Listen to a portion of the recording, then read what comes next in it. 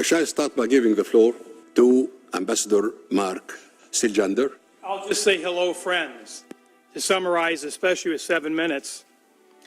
You know, we're here because we don't have an answer to the perplexing questions of our time. Our charge is to find new, common bedrock principles and practices that will lead to equal citizenship. But is it achievable? The Abrahamic faith, with all respect to the Hindus, Buddhists, and others, represent more than 50-some% of the world's population. And frankly, we're causing most of the problems and the challenges in the world.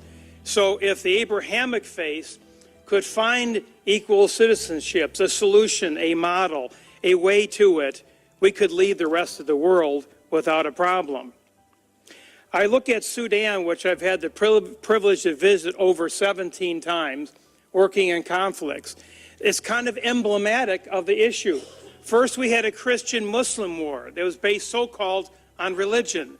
And then after that, there was a Muslim-on-Muslim conflict in Darfur that was cultural, intercultural, and economic. And now the Christians who have separated are now massacring each other in the south over tribal and power. So the question is, what is impeding equal citizenship?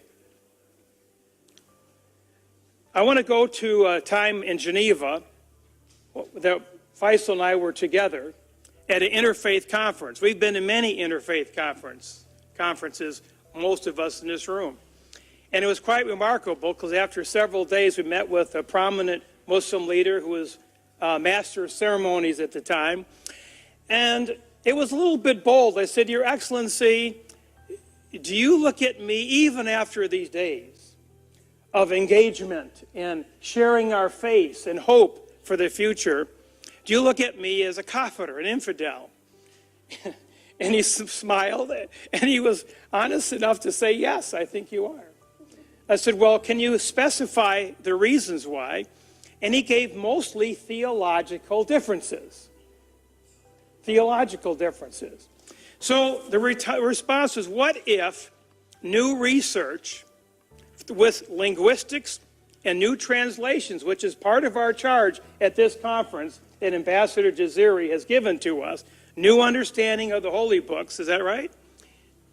So what if in 10 or 15 minutes we could come to enough common ground to look at each other as brothers? He said, that's not possible. I said, just what if it would be? Just dream for a minute. He said it could change the world. And this is what we're about.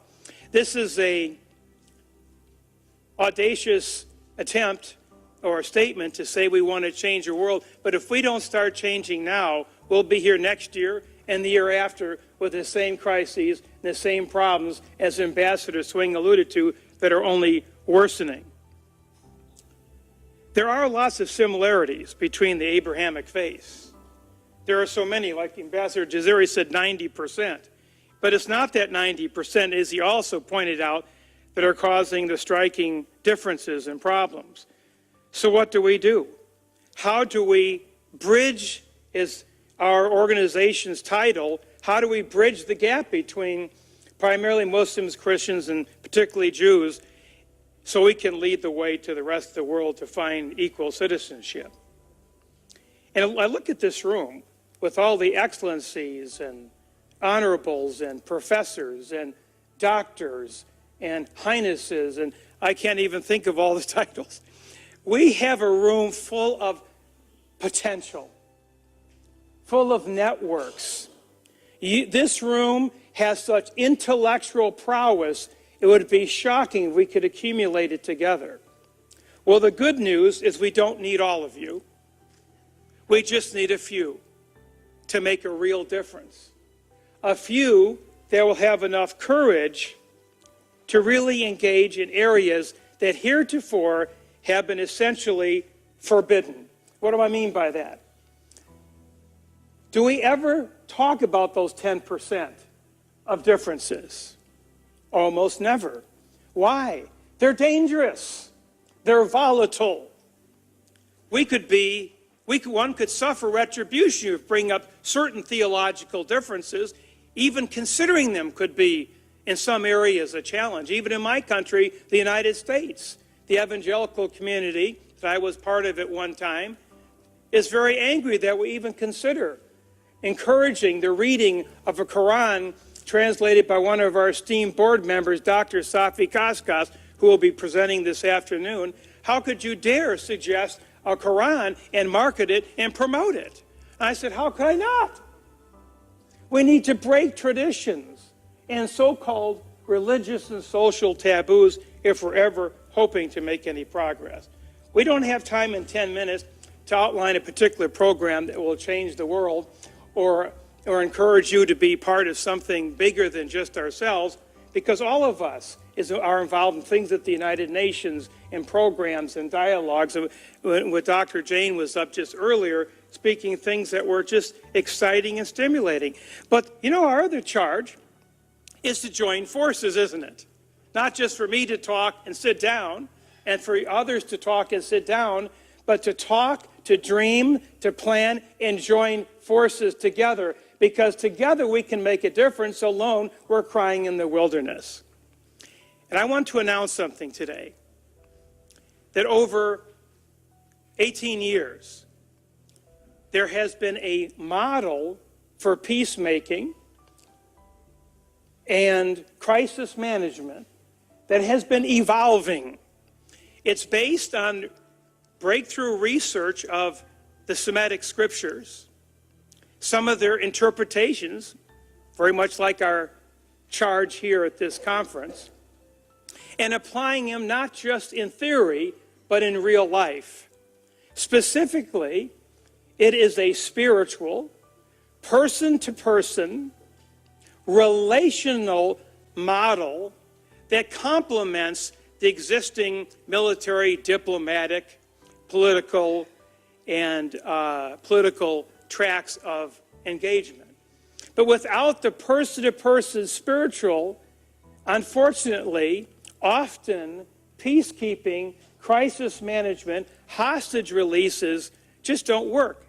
Yes, it's a political problem, Your Excellency. It's not a religious problem, but more so, ultimately, it's a problem of the human heart. It's the nature of humanity. We have a beautiful side with Rahman, compassion, and mercy, and love. And this is a side we're attempting our best to muster up that side of us, but there is also a darker side of enmity, of hate, of revenge. I am right and you're wrong. How can we ever be equal citizenship if I think you're a kafir and you think I'm an infidel? Will we ever become equal? Of course not. It's an absurdity. But until we can find a way to turn enemies to friends, kafirs to brothers and sisters, we might as well just go home and enjoy ourselves with our families. But I think there is hope, because this model I'm mentioning to you that have been used, as I mentioned, in 7 critical crises as a leaven, or you could say the leaven to allow the bread to rise. It's not the bread, but it's the critical component, this human heart, the touching of the heart, the spiritual encounter, finding ways to bridge things to areas that we never have done possible, as we did here in Geneva just a few years ago. So I'm calling on us, with the 2 minutes left, to create a conclave. And I called this last year, but I want to do it again, and more strongly, more vigorously, to call this brain power and intellect and diversity. The beauty of that painting that was talked about, it's not in the one color, it's in the multiple colors. I love that. That was a beautiful metaphor. This is what we are. This is what you are. And we can take this model based on science, linguistics, based on behavioral algorithm. And this is all drawn from the Semitic holy books. I'm sure in Buddhist and Hinduism would find it a complement. Yes, it's a behavioral algorithm, specific things we can do to behave as we engage in one another in crisis and peace.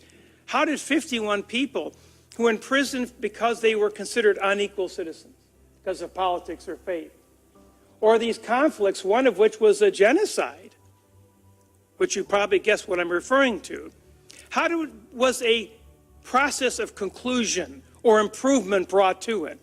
How could the Taliban Or Central African Republic, Christian militias release French hostages immediately upon hearing the message, because there's power in loving your enemy.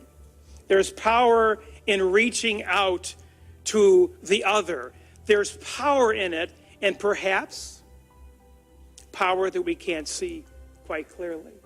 The Quran talks about the unseen. The Bible talks about the unseen. There is an unseen world. We either believe that or we don't.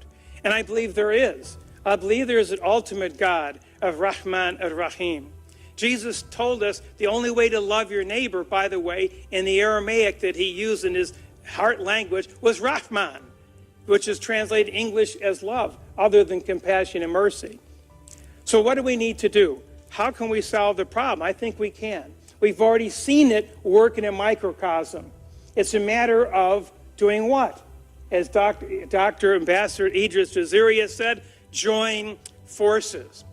So let us join forces together and use the model that's working, the dynamic research that seems to be stimulating, and of course, our behavioral algorithm. We need you to take this small effort and make it more proficient, more efficient, more dynamic, and scale it around the world.